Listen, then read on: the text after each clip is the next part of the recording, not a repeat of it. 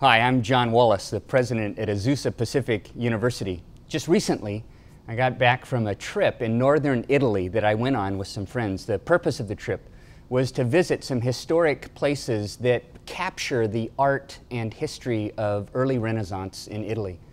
One of the places we visited was the Basilica of St. Francis in the town of Assisi.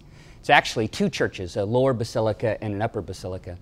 When I walked into the upper church, the frescoes on the north wall caught my attention.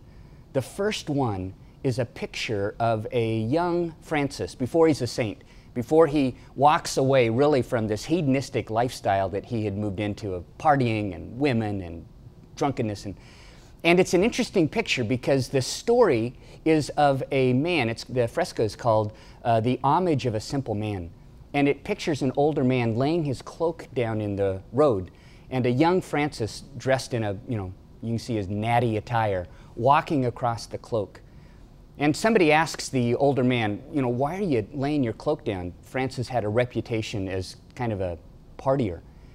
And it's interesting, his answer was, I'm doing this not because of who he is today, but because of who he will be later. I sat there and listened to our tour guide explain that. And it perfectly describes why I work at Azusa Pacific. The faculty and staff I know every single day lay down their cloaks for a remarkable student body. Not necessarily because of who they are today, although quite gifted.